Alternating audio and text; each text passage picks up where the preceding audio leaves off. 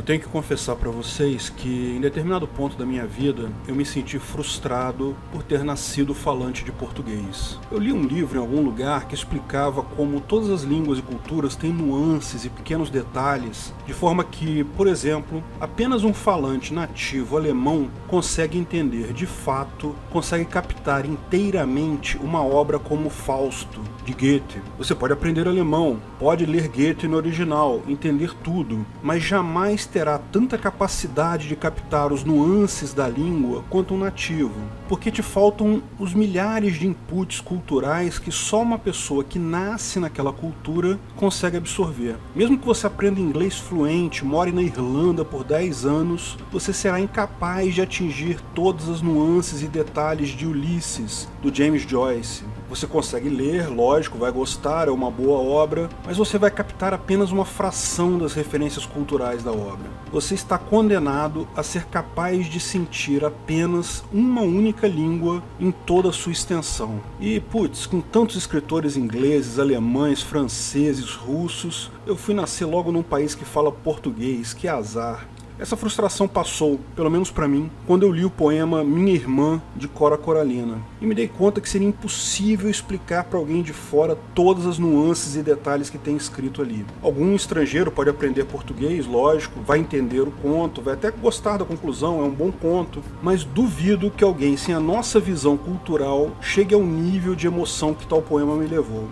Mas, definitivamente, só mais tarde na vida eu conheci Fernando Pessoa, e consegui ler e entender Fernando Pessoa, e então me toquei. Que bom que eu nasci falando português. O que isso tem a ver com o tema? Eu vou explicar no final. Não esqueça de curtir o vídeo e se inscrever na página. Clique no sininho para ser avisado de novos vídeos. A guilhotina de Hume cai na guilhotina de Hume? Se usada como uma norma de dever ser, algo do tipo, não se deve criar uma norma de dever ser a partir de um ser. Lógico que ela cai nela própria. Mas antes de entender o que é essa guilhotina e por que nessa situação ela cai em ela mesma, vamos definir alguns conceitos. Existem dois tipos de normas ou afirmações: normas de ser e normas de dever ser, também chamadas normas descritivas e normas valorativas. Você pode identificar uma norma dever ser porque ela inclui o verbo dever, deve, deveria ou similares. Ao contrário, uma norma ser usa o verbo ser, é, será ou similares. Um dever ser é algo que as pessoas deveriam seguir. Por exemplo, a maior parte da legislação positivada, as leis estatais, são deveres ser. Leis têm por objetivo dizer o que as pessoas deveriam ou não deveriam fazer. No Código Penal brasileiro, até um tempo atrás, havia a tipificação de crime: adultério, trair marido ou esposa, X anos de cadeia. Qual norma essa lei positivada implica? Que você não deve fazer sexo fora do casamento. Essa exata mesma norma pode ser aduzida dos 10 mandamentos. Está escrito lá: não cobiçarás a mulher do próximo. A fonte da norma, ou seja, de onde veio a norma, é diferente, a linguagem usada, a forma como foi escrita é diferente, mas a norma é basicamente a mesma. Não se deve trair o seu marido ou a sua esposa. É uma norma de dever ser, é algo que as pessoas deveriam seguir. Existem duas características que toda norma de dever ser compartilha. Primeiro, elas podem ser desobedecidas. O motivo todo de terem escrito não trairás é porque existe a possibilidade de alguém desobedecer isso. Não faria sentido escrever um 11º mandamento como não cairás para cima, porque não tem como cair para cima, a gravidade garante que você sempre vai cair para baixo. Então, se é algo inevitável, não é um dever ser. Todo dever ser implica na possibilidade de não ser obedecido. Deveria ser obedecido, mas não necessariamente vai ser obedecido. A segunda característica é que tem um juízo de valor implícito aí. Você não deve trair o seu marido ou esposa por um motivo, seja ele moral, religioso, pelo bem da comunidade, o que for. Alguém, por algum motivo, acha que trair é algo ruim. Um religioso pode dizer que você não deve trair porque Deus diz que é pecado. Um romântico pode dizer que você não deve trair porque isso mata o amor do relacionamento. Um amigo por dizer que você não deve trair porque castidade é mais barato que divórcio. Não importa a situação, há um julgamento moral aí, há um valor moral por trás de todo dever ser. Como é moral, é algo que pode mudar, tanto no tempo quanto no espaço. Por exemplo, pelo menos na justiça brasileira, isso foi superado. Hoje pode trair, não há nenhum tipo de pena para isso. No momento que essa valoração deixou de existir, a norma deixou de existir. Mas existe um outro tipo de norma que é chamada norma do tipo ser. Normas ser, também chamadas de normas descritivas, são normas que simplesmente descrevem um fato, uma lei física ou uma realidade existente. Por exemplo, a lei da gravidade é um tipo de norma desse tipo. É um ser, é um fato. Ao contrário da norma dever ser, a norma ser é sempre verdadeira ou é sempre falsa, mas não é algo que pode ser desobedecido ou alterado em determinada situação. E, lógico, existe independente de alguém valorar aquilo, alguém dar valor para aquilo. O céu é azul. Não interessa se você gosta disso ou não, simplesmente é. Você cai para baixo. Isso é bom, é ruim, não interessa, simplesmente é.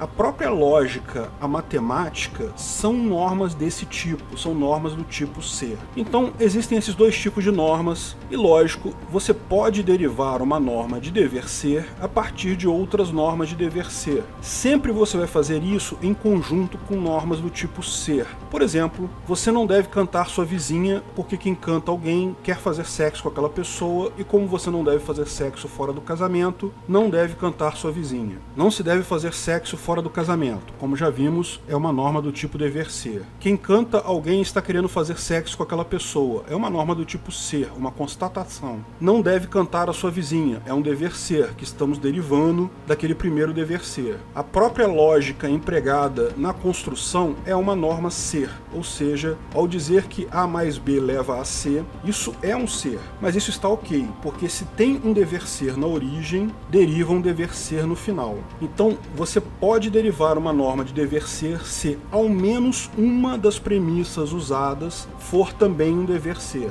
As demais podem ser do tipo ser, mas a lógica dita que pelo menos uma delas precisa ser um dever ser para que logicamente se possa derivar um dever ser. Você pode também derivar normas ser ou normas descritivas a partir de outras normas do ser ou descritivas. Por exemplo, você pode dizer que sempre caímos para baixo porque a lei da gravidade diz que corpos se atraem, então o nosso corpo é atraído em direção ao centro da Terra. Isso está ok também. A ciência e a matemática fazem isso o tempo todo. Como a norma de origem não tem valoração, é apenas verdadeira ou falsa, o resultado é sempre verdadeiro ou falso. É sempre uma norma do tipo ser. Agora, vamos pensar na guilhotina de Hume como uma norma de dever ser. Não se deve criar uma regra de dever ser a partir de um ser. Isso é devido ao fato que se você define um dever ser a partir de um ser, como o ser é algo que simplesmente existe, não está ligado a nenhuma valoração, então a consequência seria sempre verdadeira ou sempre falsa, seria impossível desobedecer ao dever ser. Então, temos um ser, uma norma descritiva, se for derivado de um ser não pode ser um dever ser, e estamos derivando um dever ser. Não se deve fazer uma norma dever ser a partir do ser, ou seja, ela cai nela mesma. A falha nesse raciocínio, lógico, é que a guilhotina não é uma norma de dever ser, ela é um ser. O ponto importante que Hume queria ressaltar, e todas as demais pessoas que desenvolveram essa ideia a partir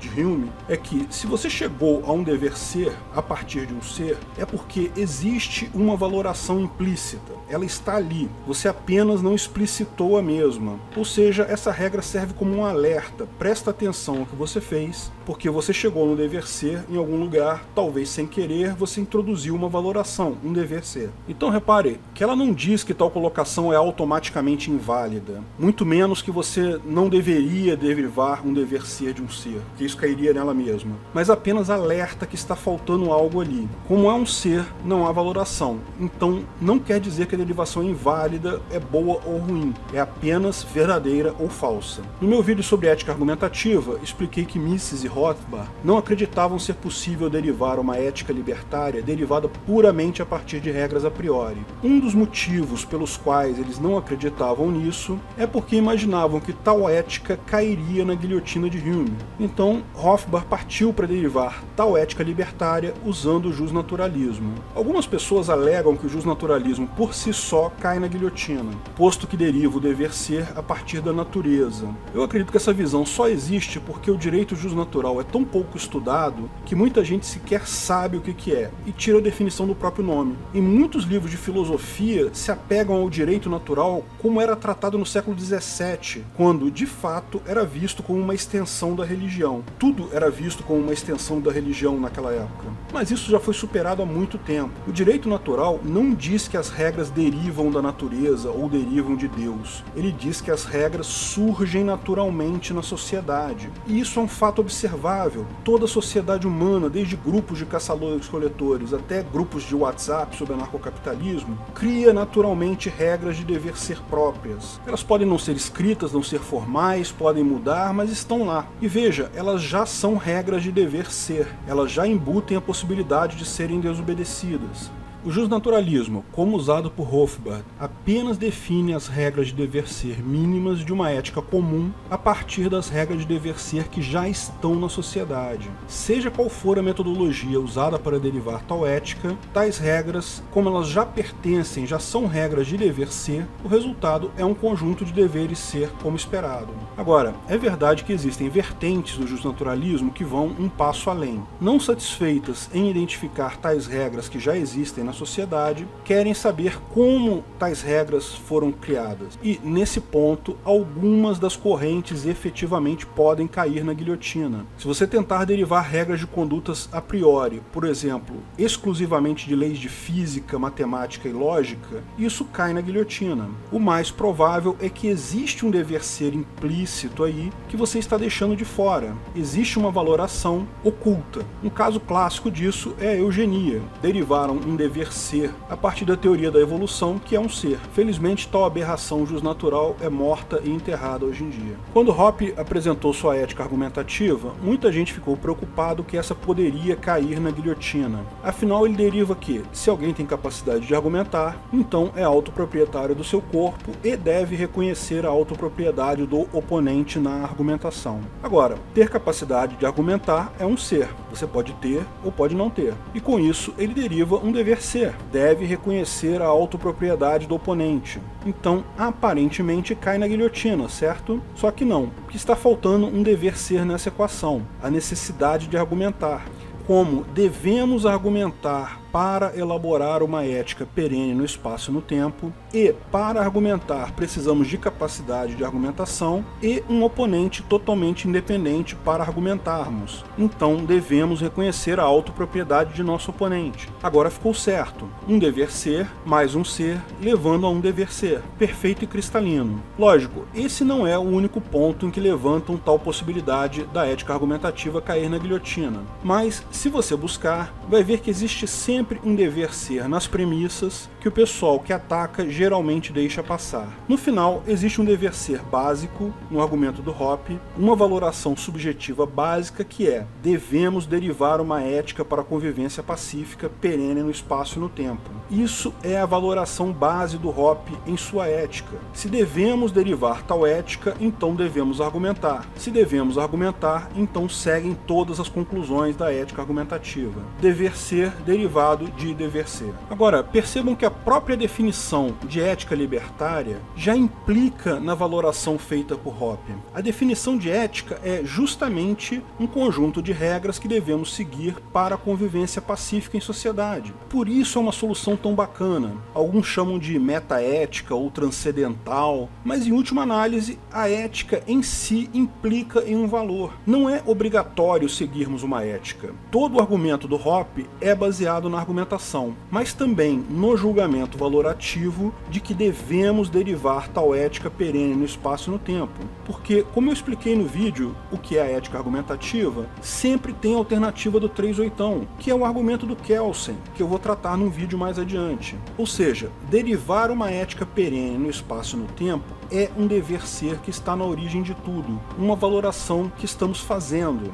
outras pessoas podem valorar isso diferente e podem até ser contra tal ética, como, de fato, a maior parte dos estatistas e socialistas em geral o é. Por exemplo, um argumento que se faz contra o justnaturalismo e que também se aplica à ética argumentativa é o engessamento legal. Sociedades mudam, costumes mudam. Uma ética argumentativa perene no espaço e no tempo, por definição, não muda.